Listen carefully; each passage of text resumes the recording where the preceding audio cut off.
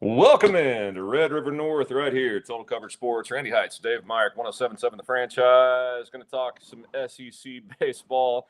But first, got to talk a little OU baseball. Randy, I got to thinking yesterday, man, like no sport dictates one person one day to the next more than baseball. You can have a really good team 1 through 9, but if you're starting pitcher, that's always different. Has about a bad outing, it puts you way behind. Yesterday, Michael Catalano allowed 8 runs and 2 innings, and that was pretty much that. Got off to a rocky start with Gavin Jones today, but much better relief pitching as OU comes back to even the series with the Devils. Yeah, no doubt. I mean, yesterday was just one of those days, and I was thinking about it earlier because seeing the instant reaction on social media from OU fans and really some other fan bases across the country, because last night was a midweek bloodbath, Yeah. for a lot of schools, that took an L. And, it made me realize this. It's kind of funny. It's like, I don't know, and even though I know sometimes in high school it happens, I don't know if football coaches could be baseball coaches. Because to me, what you saw from a reaction from fan bases from all the different schools that got upset yesterday, those were your football fans that follow baseball. Right. Because Right. one loss in football, 2 losses in football, there's only 12 games. That's the end of the world, Dave. Yeah. There's 56 games in baseball. You're gonna lose some games, and it's kind of like yesterday was frustrating. And I think I said it in my social media post that I put up yesterday on Twitter afterwards.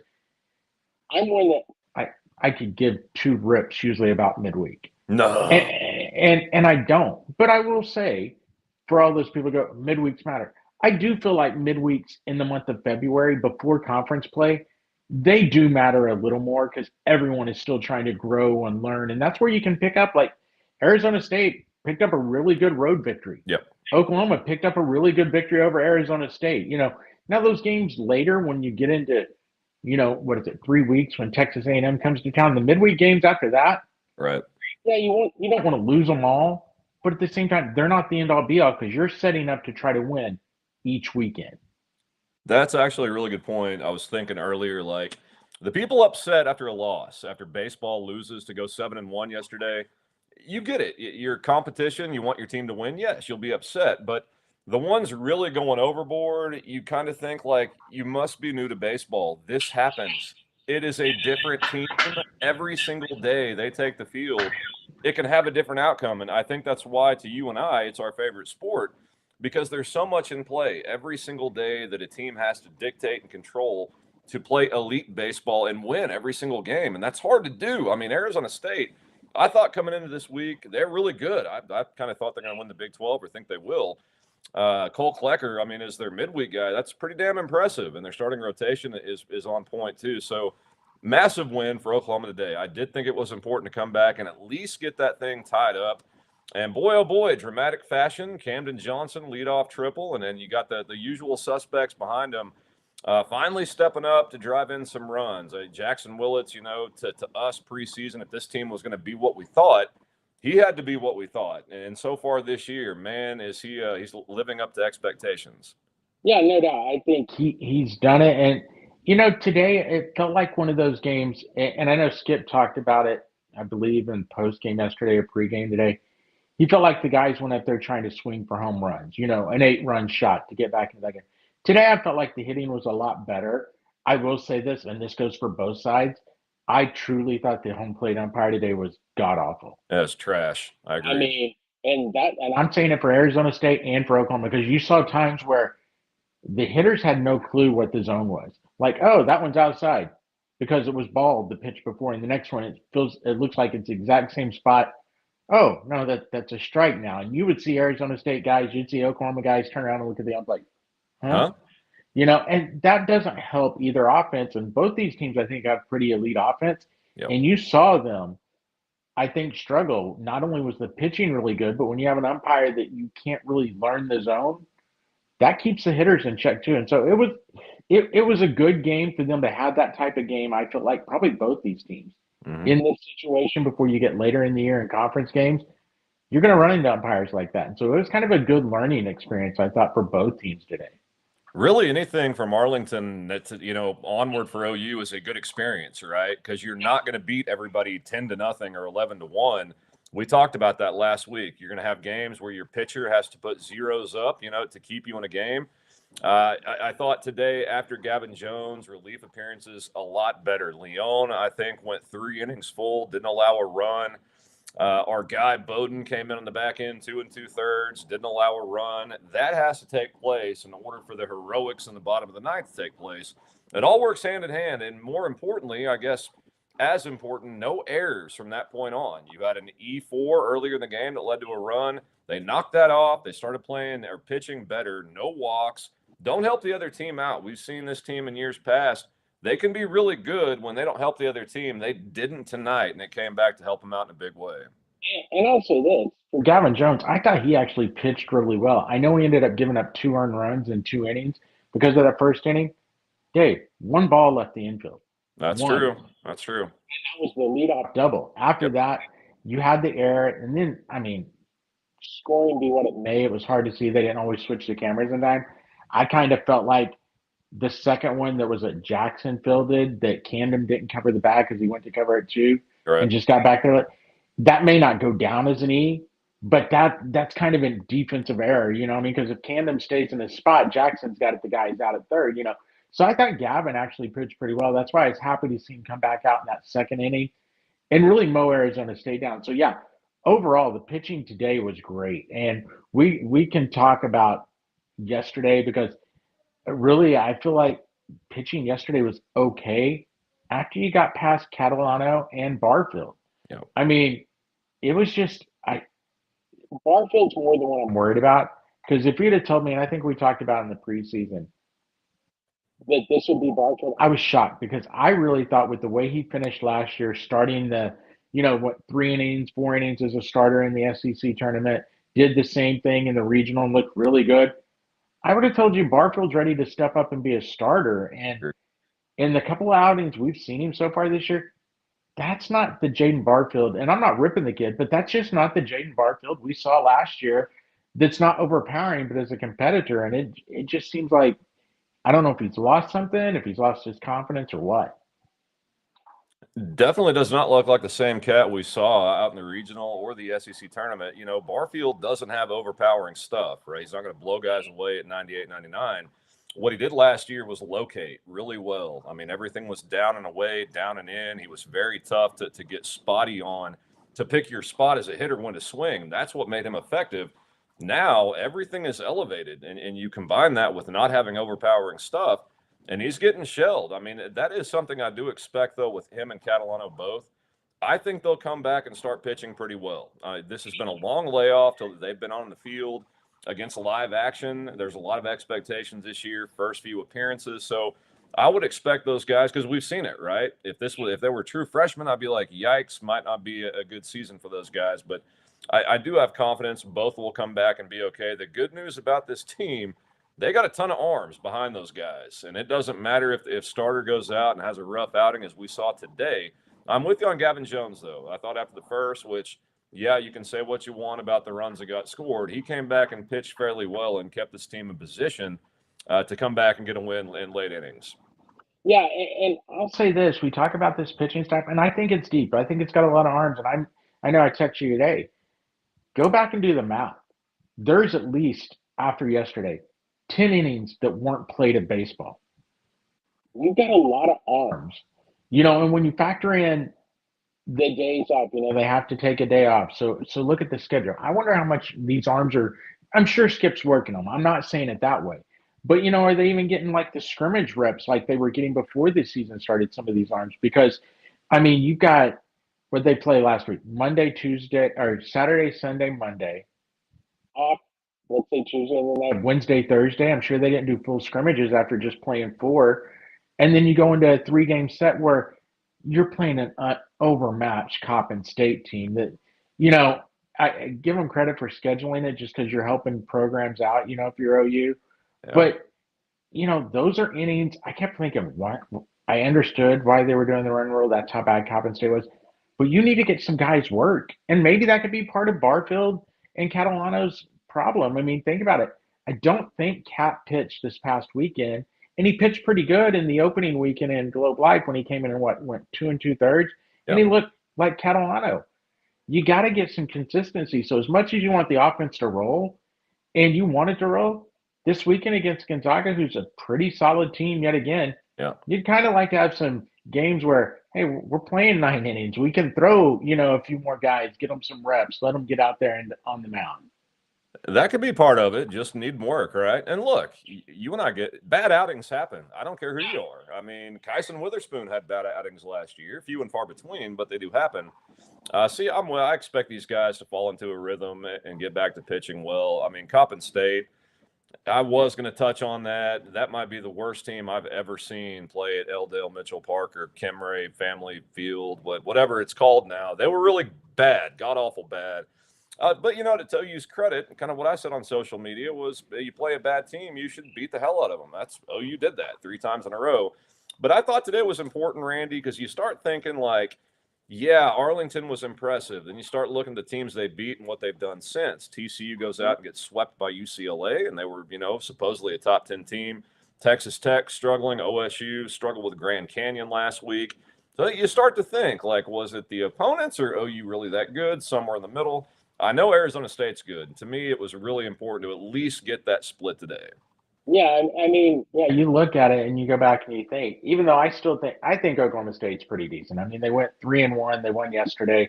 They're kind of on a roll right now, winning 4 straight. TCU, they got hammered, but I think by maybe the best team in the country, bar Yeah, I none. agree with that. I think UCLA at this point in time, which that doesn't mean they're going to be the best team at the end of the year, because teams can get hot early and then you get in regional play and it just doesn't work. So I think those are some good teams. Tech, you're right. I'm not sure. Yeah. They're scoring a lot of runs, but I'm still not sure how good they are. But yeah, I think this was important for that reason. And also, I thought it was important to go up against some good arms back to Coppin State. We talked about the pitching side of it. I think you can lull your hitters, even if they're really good hitters, into false sense of how good they are. Sure. And I thought that's kind of the way they came out and looked when they played Arizona State on game 1 and Tuesday. It reminds you of a team that has just been hitting beach balls. And next thing you know, like, oh, these guys actually know how to pitch. Crap, I got to readjust. I can't just go up there like it's batting practice. And I felt like that's how they approached the game yesterday. And today was a lot better.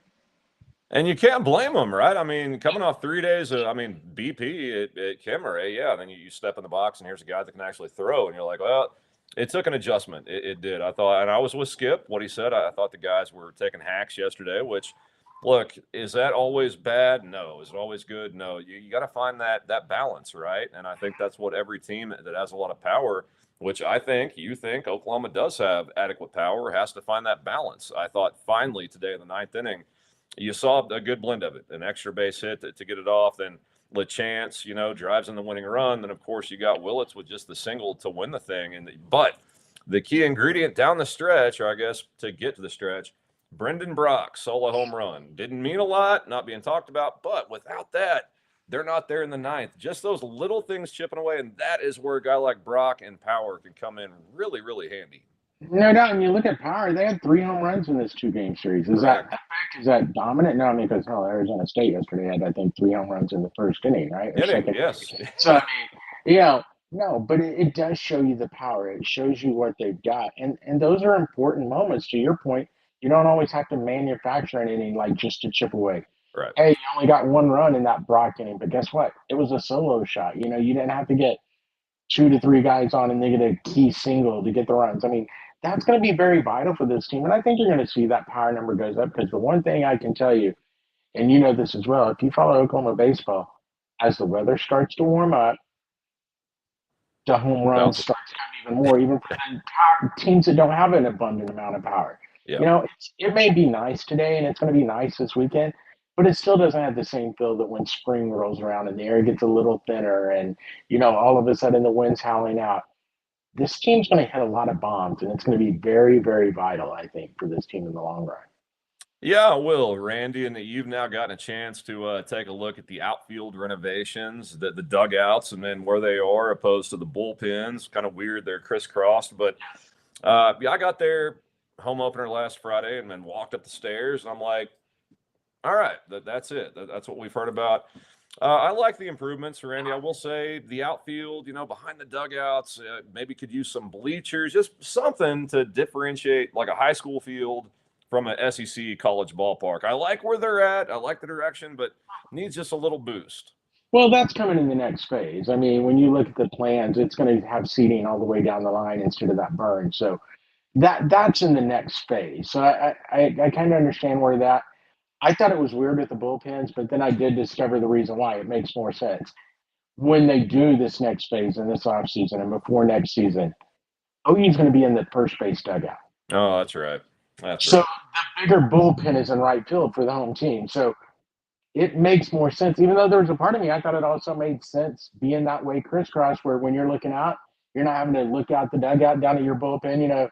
You can see. So I mean, I saw both sides, but it does make a little more sense when you realize, oh, okay, OU's moving to the first base dugout. That's going to be weird than being on the first base side, by the way. It is Really weird. But when I started going back in 88, somewhere in there, 90, 88, somewhere in there, that's their home dugout. Okay, so I mean, for everybody that wasn't alive back then, it's gonna be it's gonna be weird. Well, I don't because think I've those restrooms that are down that road that are on the ground level that's down the first baseline for fans, yeah. right there, that's the original clubhouse. Is it really? That's OU didn't really have a visitors clubhouse when Eldell was first built. That was OU's home clubhouse right underneath that big thing behind the dugout on the first base side. Oh So really, wow. like you say, they're just going home. They're going and they're going to rebuild that and do that. So yeah, it's very interesting. But yeah, that was the first base dugout. The third base was when they built that new locker room on the other side. That was really nice when they did it and everything. That's when they moved to the third base. Basically, I'm sure the same reason they're doing it here. We don't want to mess with where we're living now, so we got to build over here. Same thing happened when they moved to the third base side.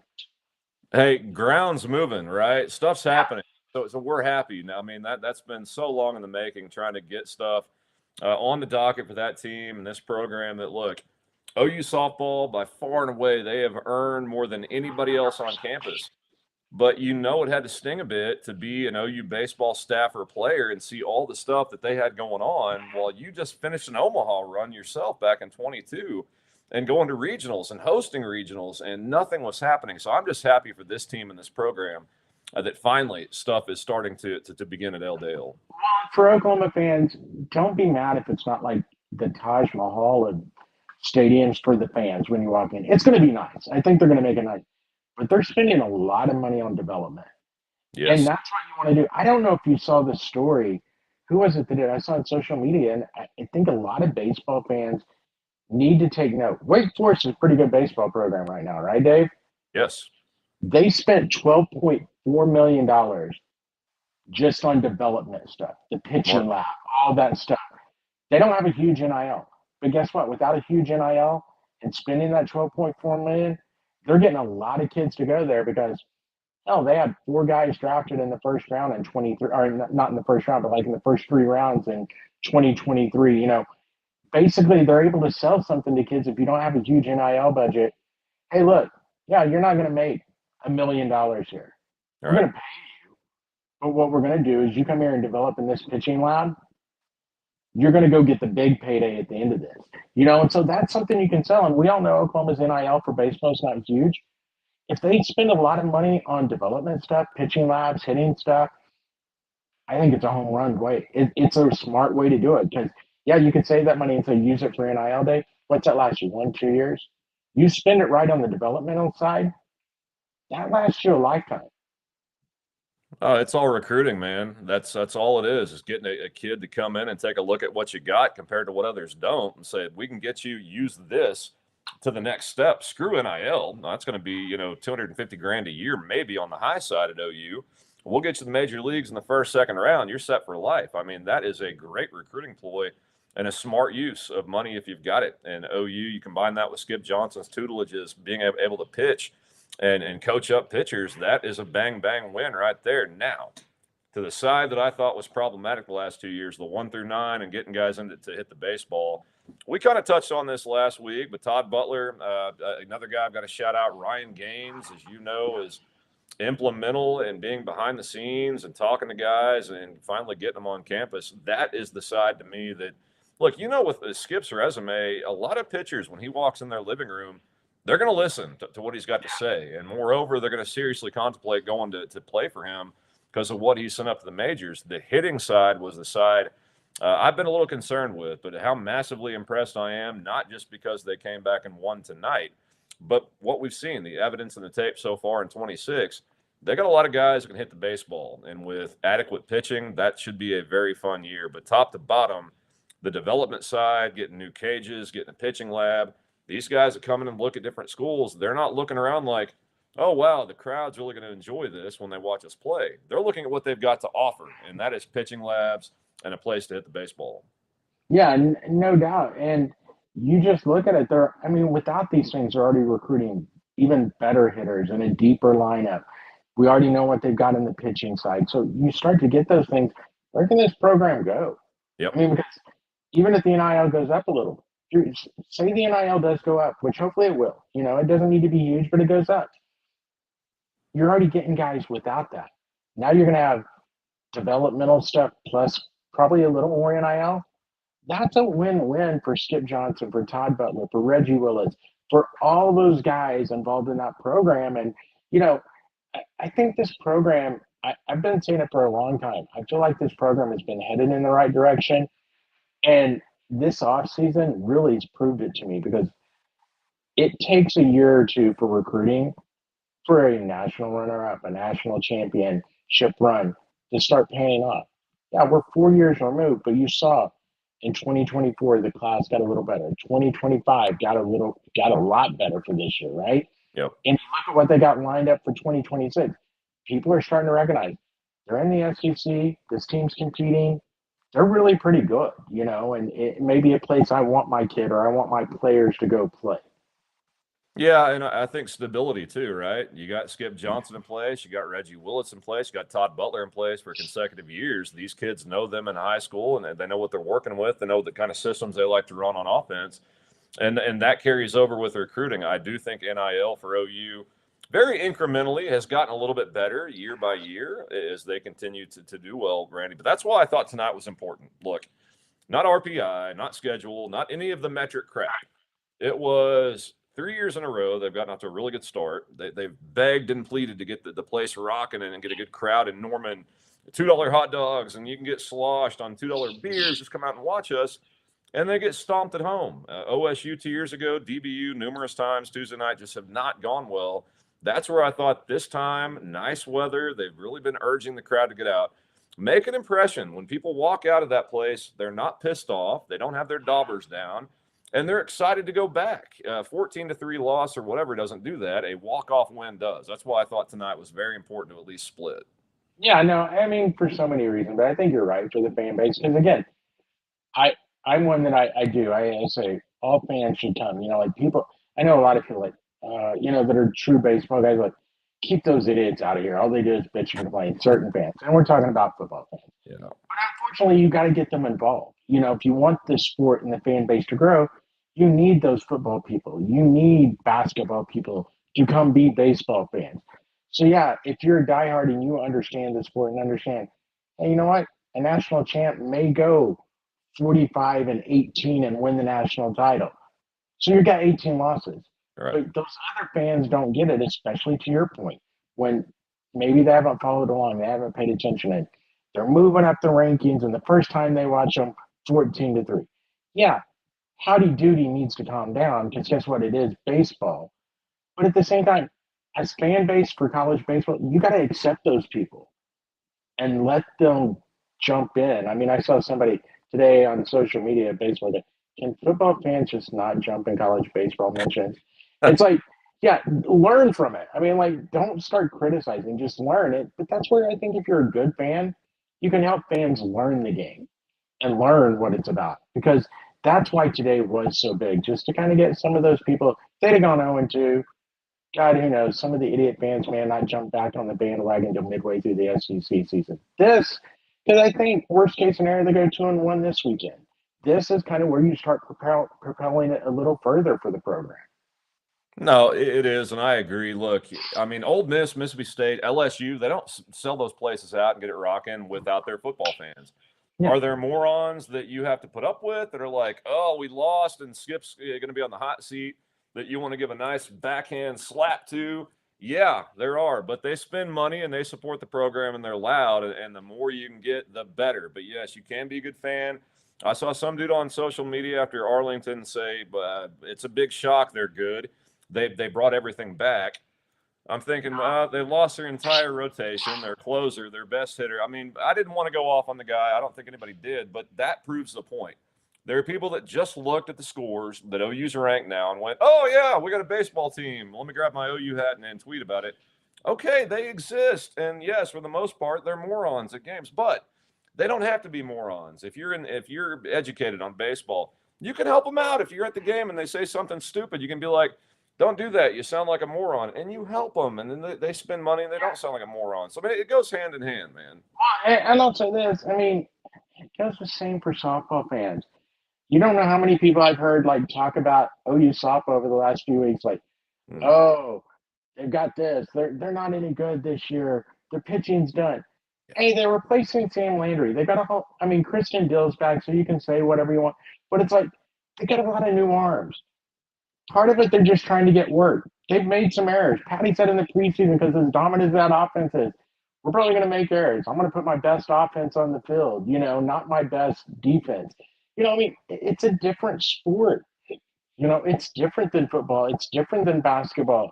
And that's where you just need to, if you are a fan and you know the sport pretty well, and I don't mean do it hatefully, but just sit down and talk to them like, hey, if they ask you, like, I always have people on the thing. Now, why would they do that? Well, this is why you would sacrifice punt here in the first inning, and you wouldn't do it in the seventh inning because you only have so many outs to play with, but you got 18 left here. So yeah, you're trying to get that run across. It's like just, don't do it in a hateful way. Just when people ask questions, be cool about it. Help them out. Don't worry about whether they understand the sport or not. Just let them learn it. That's how baseball grows. That's how it grows. I mean, look, and I'm not nuanced here. Neither are you. If somebody goes from watching college football Saturday and they turn on college baseball, they never watched it. If you don't get it, it's a shock to the system, right? You got the pageantry and the excitement of college football. Welcome in. I'm Chris Fowler and Kirk Herbstreit.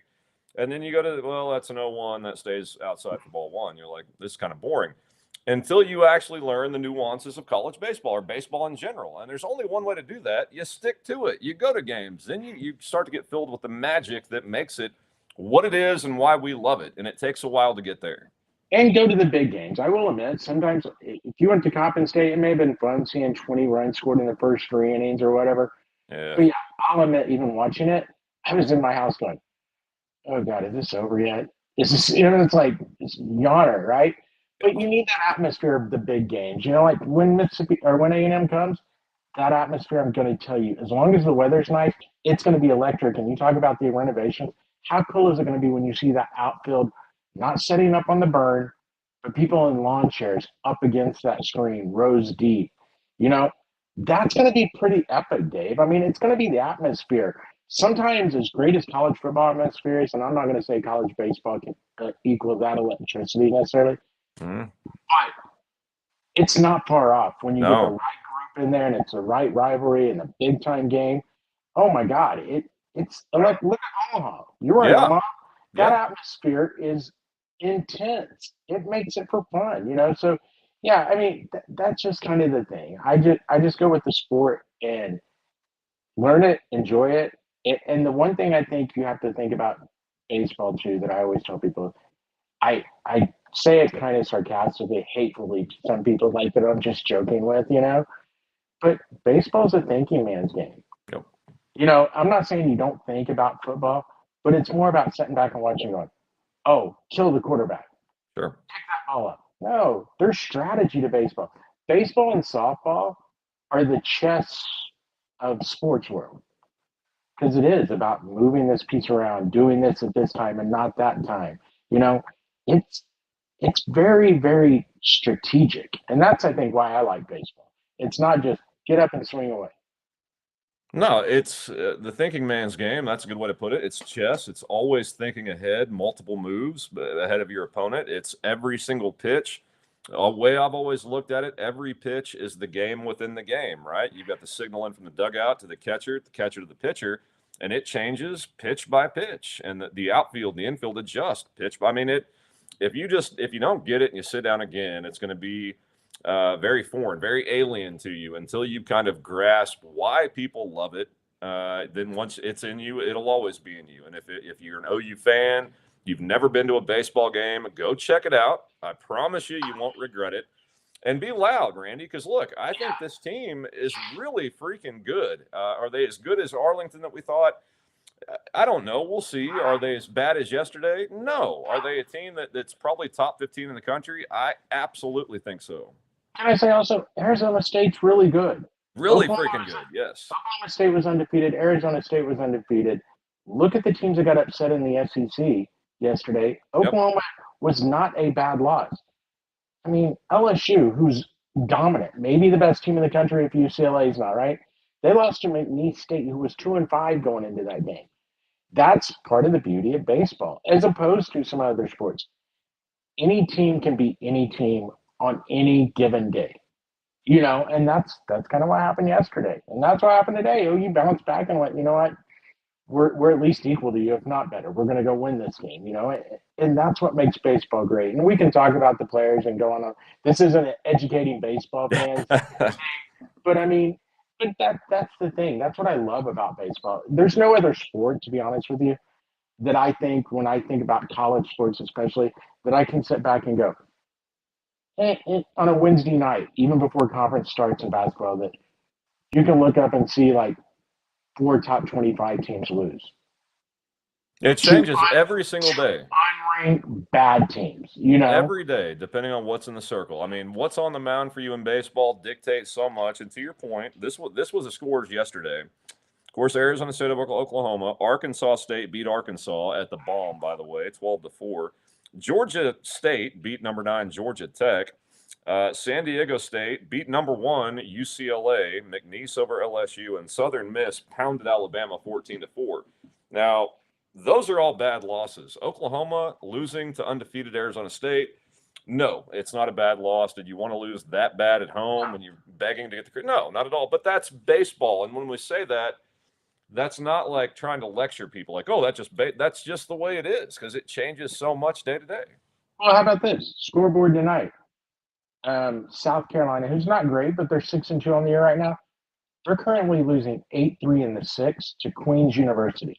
Queens. Okay. Yeah. Out of New York. Number 7 in the country, Auburn.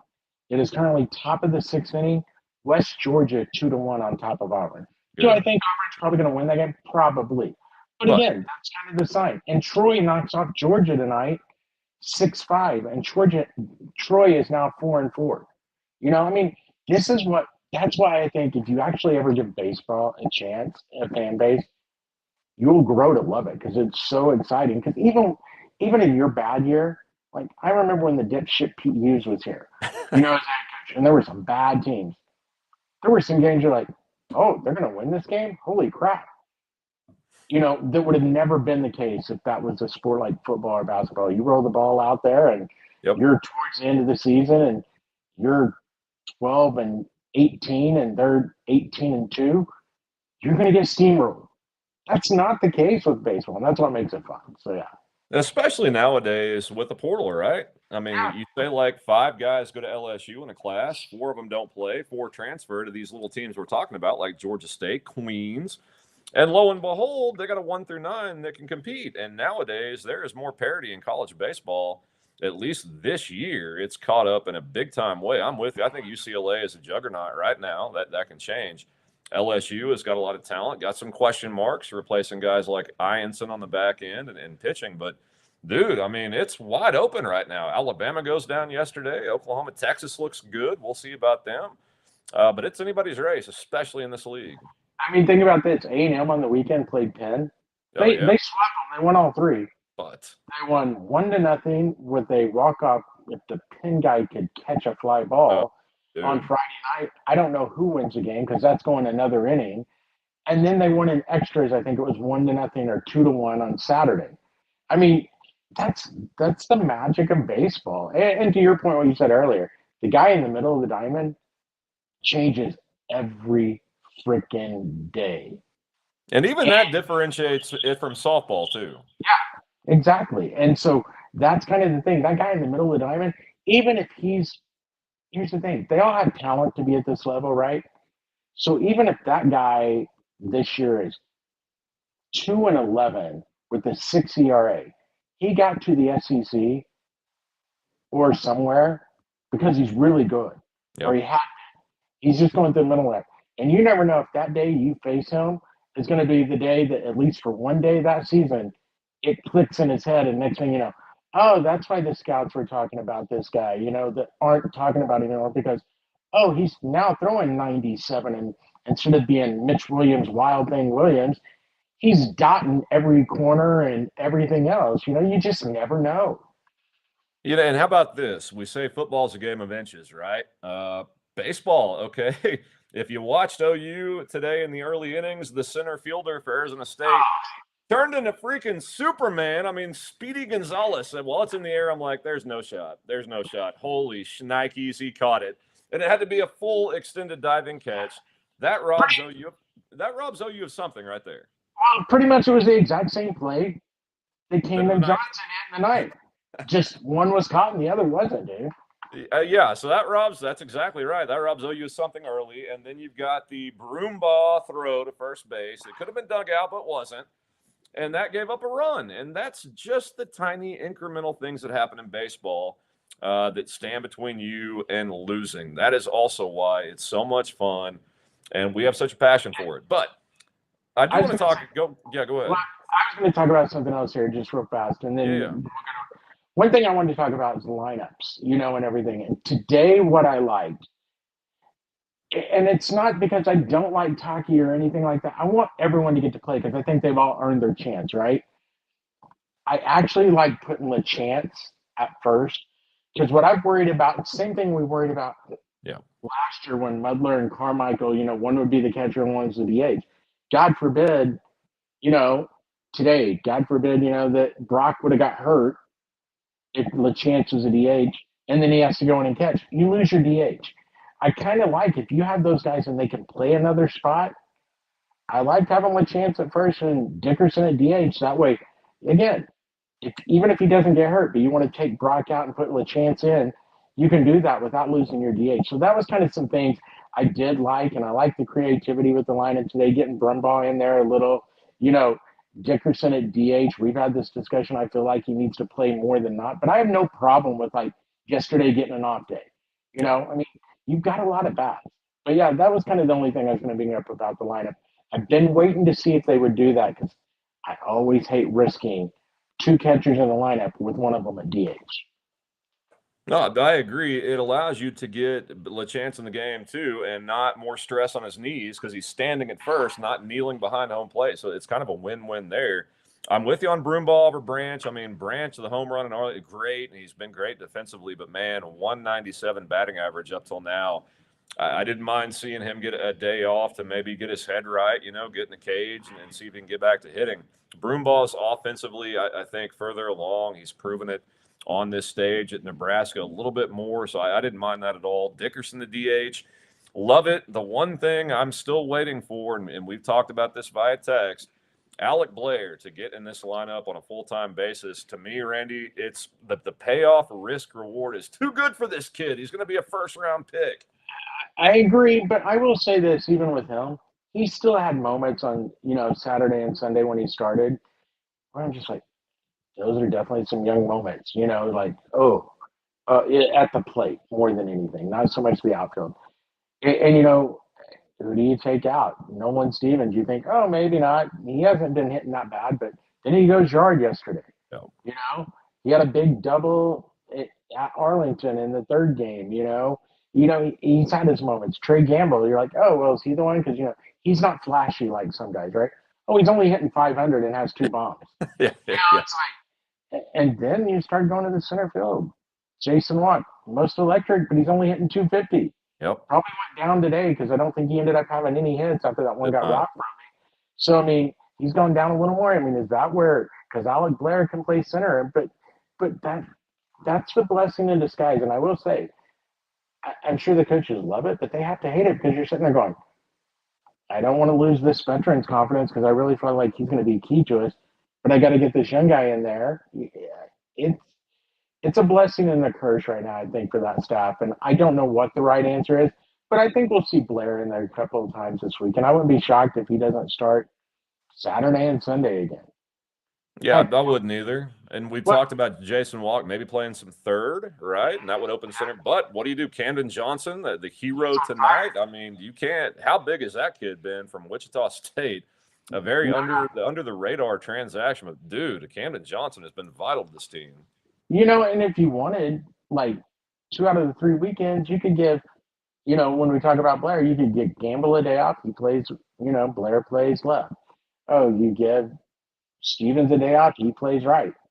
That way everyone's getting their at bats and getting their time.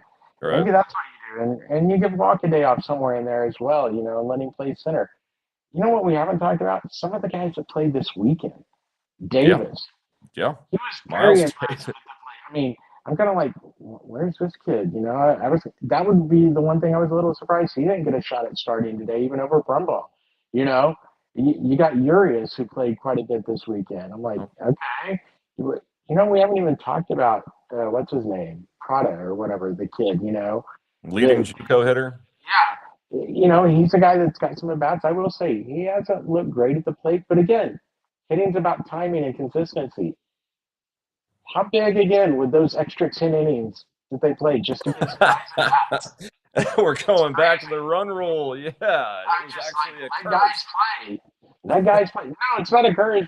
Play on. I'm sorry you're getting your ass kicked. We're playing 9 innings. And I can't believe some of these other schools are agreeing to it right now because I would be the same way.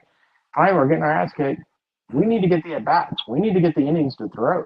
Being a guy that calls a lot of games, the games like that, trust me, they're good with, please, God, call this after 7 innings. Let's get out of here. But from a player's, coach's perspective, I guess I get it. But, yeah, you're right. You think about the start of the year tonight, there's a lot of innings that have added up where OU's not been able to take the field and play and see what they've got. It hasn't really been that big of a hindrance. They're 8-1 on the season, ranked top 15 in the country. But again, that Camden Johnson, pickup from Wichita State, you have to think Todd Butler's time there probably played into that a little bit. But he's been huge at third after they lost the guy last year that you and I got high on at the end, and then he decided to bail. That was a position of need. They had to go get somebody reliable. They did. The fact Jason Walk can play it, now it doesn't seem as big. But look, Jason Walk, I know he's a big name, and he's one of the guys we worried about transferring after last year. Very good. But you got to start hitting, man. You can't be a liability in this offense. No doubt. And granted, again, he got robbed today. He hit the ball great, so he should at least have a hit, But, yeah, I kind of hope over these next few weeks he gets in there, gets some consistency, especially, again, people are going to look at Gonzaga and say, I know a lot of preseason publications had them winning the WCC this year. Oh, they're legit, yes. Yeah, they're a good team, and the WCC is a good conference. Yes, it is. They went out to Hawaii. They went 1-3, I believe it was, or 1-2. I can't remember. It's a 3 or 4 game series. But don't look at that as a bad thing. Hawaii's really a good team this year. A lot of people are like, hey, can they win enough to host in Hawaii? How cool would that be to have a regional in Hawaii, Dave? Yeah. Where you get regionals all day long, and then all of a sudden about 7 o'clock, game 1 of the Hawaii Regional starts, followed by like 1 a.m. game 2 of the Hawaii Regional. Can I go cover it? Can you give me a credential out there? Exactly. If OU doesn't host, can they get sent there? That's where I want them sent. Yeah. They're a good team, and this should be a fun test for Oklahoma because, hey, let's see how they bounce back emotionally. This is a big emotional win. It's probably good. There's a day off in between Friday's game, let everything settle down and just go back out and play baseball on Friday night or Friday afternoon. Yeah, weird. I don't know what's up with these early start times. They probably figured it was going to be buck-ass cold right now, and it's not. That's going to bite them in the ass. But I'm kind of glad they got this game today where they got pushed. We hadn't seen it. Everything they've been involved in so far this year has been a blowout one way or the other. The loss and all the wins, it's pretty much just been a curb stomp. This was the first game they got to taste that down the stretch, that stress that builds up, having to play with actual pressure on you. And I love the way they responded. I mean, it was pretty much to a point, 3-1. in the 5th, 6th, 7th, 8th, if you give up one more run, it's looking pretty grim. The staff did not, and OU's offense kept chipping away. They put themselves in a spot to eventually win the game. But this game was telling to me for a lot of reasons. How do you bounce back from getting your ass kicked at home against a team that just did it? How do you handle stress down the stretch when you've not seen it yet in 26? Very impressed over all spectrums with OU baseball today. Well, and not only bounce back after getting your ass kicked, the day before.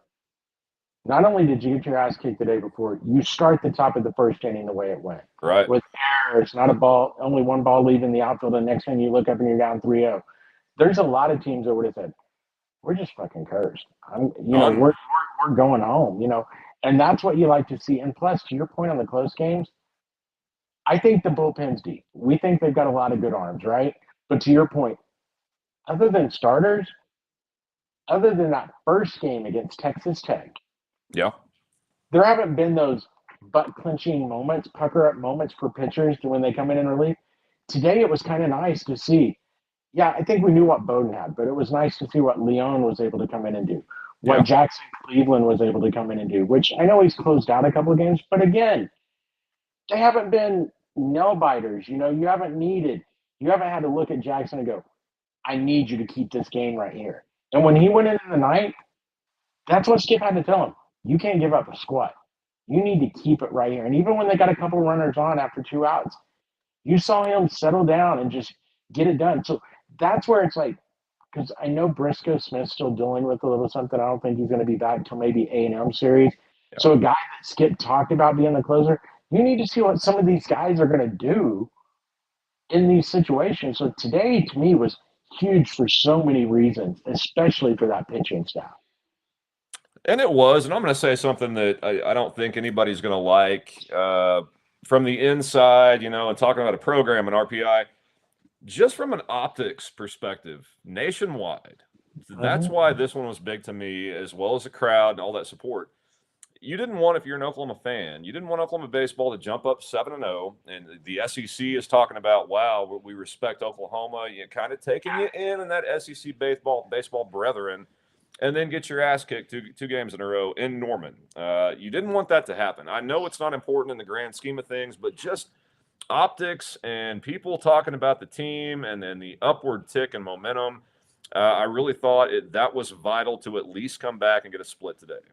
Yeah, no doubt. And that's why I said earlier, it's like midweeks don't matter, except I do feel like in February before conference season, you don't want to go over in the midweeks, especially if you play a good team. These are the ones that they set the tone, because you're not always going to play you're not going to get Arizona State in every year for a 3-game series on a weekend. You may get them when they're traveling down to go to Arlington and you get the midweek. These are when you can kind of make your mark in the non-conference a little more than even on weekend series, because Oklahoma, unfortunately, weather's usually okay to go ahead and play in February sometimes, but you don't get a lot of the good programs going, hey, yeah, I'll come in and give you a weekend series, because when they go on the road in this early part of the year, whoever it is, it's the same reason OU goes to Arlington. They want to be guaranteed wherever they go, they get 3 games in, And so these midweek games in the month of February for Oklahoma are kind of important, because those are some good opponents that, you're not going to get them for 3. You're getting them as they're passing through, going down to a dome stadium where they know they're going to get 3. Yeah, they're only coming to play you because you're going to be the 4th and 5th game. We know we're getting 3, and hopefully we get your 2 in. And so these are important during the non-con. And for a team like Arizona State, it's very important for RPI strength of schedule. You're on the road against number 13 undefeated Oklahoma. That was a huge win for them yesterday. Not a bad loss for Oklahoma, but in turn, a very good win for Oklahoma today. Not a bad loss for ASU. So it's a really win-win deal. I love seeing big programs do this. Juggernauts of college baseball getting together out of conference. Kind of weird to see Big 12 patch on Arizona State, but whatever. We'll get used to it, Randy. But just wanted to wrap up with, SEC baseball as a whole. We think Oklahoma's pretty good. You're going to be right there, upper middle pack, fighting for contention. Beyond that, LSU, of course, probably the most talent. Florida, down there with Sullivan has it going on. Texas looks good. A&M, man, that Penn series, but I think Penn does have some pitching. Beyond that, it's a wide-ass open league, man. I think they're all good, but very deep. I think Arkansas is really good, too. Even though, two battles with Arkansas State, but Arkansas State is an up and coming program. And again, if you're that power team and you take an up and coming program in baseball for granted, that's when you get your ass bit. It's And Arkansas State. Come on. Arkansas should beat them. no, but that's what I'm saying. But they're an up and coming program. They're really a pretty good mid major program. If they took anything for granted, guess what? You're gonna get beat. It's the same reason why Oral Roberts will beat Oklahoma or Oklahoma State every now and then. You take them for granted because you think, oh, they're more, yeah, they're good, but you know what? They're not on our level. And you go out there and take them for granted, and guess what? You're going to get your ass beat. Back to again, what makes baseball great. So I think there's a lot of good teams in the SEC, and you look at different people's power rankings. I think you can. Right now, I think there's about 8 teams you throw in a hat, and like it's a battle royal whether they finish. I'm going to go ahead and say LSU's the winner, right, in the conference, but throw the other 7 teams in the hat, and I think 2nd through 7, hey, it's any given weekend.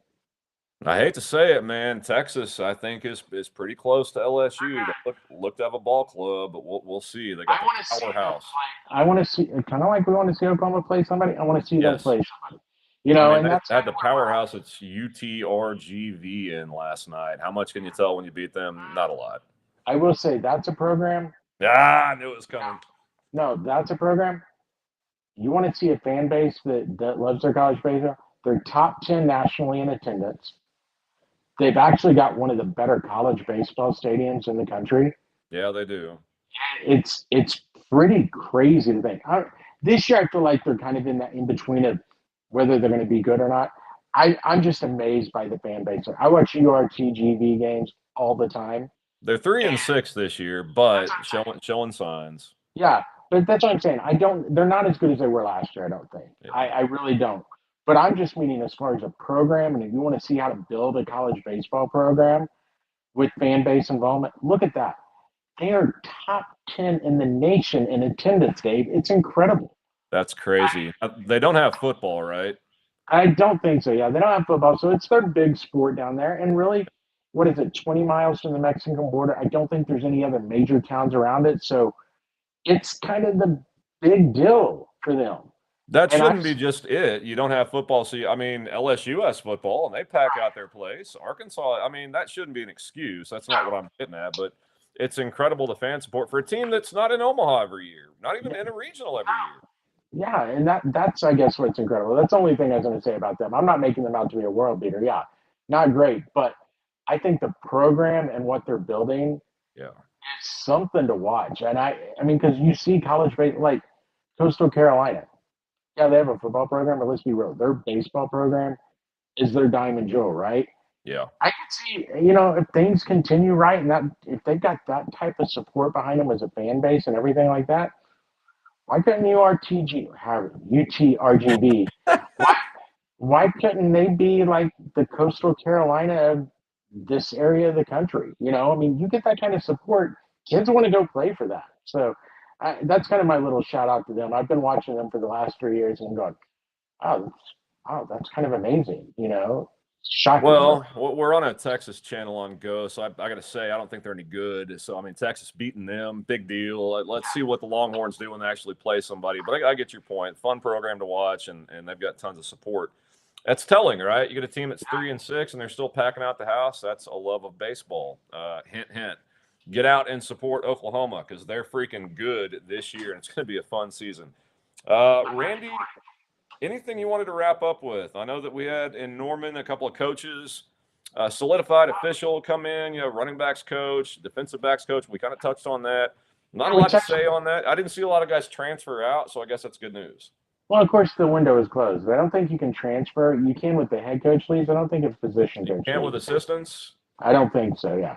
So there's – yeah, everyone that's here is here. That's a good thing. No more portal window till next winter. I thought if your position coach left or something, you could transfer. I don't think so. Maybe it's just head coach. I think it is just head coach. Regardless, yeah, no, nothing really on that. But how about today? Mark your calendar, OU fans. April 18th. Oh yeah. Just get ready to. And trust me, I'm not a big spring game guy, but just get ready to go spend your day in Norman. And I'm talking from about. Go to your tailgate for the spring game if you're a spring game person. Start it at 10 a.m. and be ready not to leave Norman until 11 p.m. or so. Yeah. Because it goes, I'm just saying, it goes spring game at noon, OU baseball at 4. Oh, yeah. And today, because of the announcement of the spring game, OU softball moved their game to 7. Oh, goodness. So you can go football, baseball, Softball. Really, I mean, we know the crowd will be good at softball because, I mean, they got their tickets sold. But there is no reason for, if the weather's nice, especially for baseball, to not be packed right after that spring game, because there'll be 40,000 idiots to go to the spring game and watch practice. Did you see the price of tickets? Yeah, I got the Don't buy them in email. advance. Yeah, $12 in advance. 17 if you're not a season ticket holder. I got the email, and I was going to say the only reason I would be there is if you assign me to work something for the franchise. Other than that, baseball will be my only venture that day. I mean, I would be leery. I would, like if I wanted to, because I know a lot of fans, you can't afford to go to the regular season game, so this is kind of your opportunity to take your kids and everything. So I get that. I think even for $17, I'd look at my kids and go, we're not going to this. $12. Go to the zoo.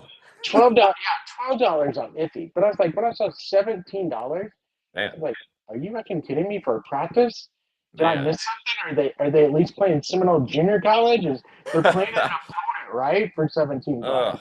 I mean, people have never gone before. They're so duped when they get there. They're like, yay, let's go. And then it starts, and you're like, and they start calling off like punt protection team, let's go from the sideline. You're like, this is a practice. Why did I go through all this to watch this?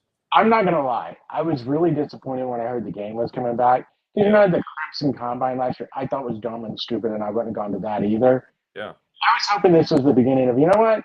We're just going to have 3 huge concert acts, sell out 85,000 seats, and it's an NIL fundraiser. Yep. That's what I thought we were headed to. And you introduce the team in between the 2 big acts. Something like that. Because, it's just pointless, Dave. I always thought it'd be fun to get like the 2 guys on the team that the fans think are the fastest and have them do a 40 times. Like fun little events, right? Like when Hollywood did that, against, things like that. Was it Kyler Murray he ran against?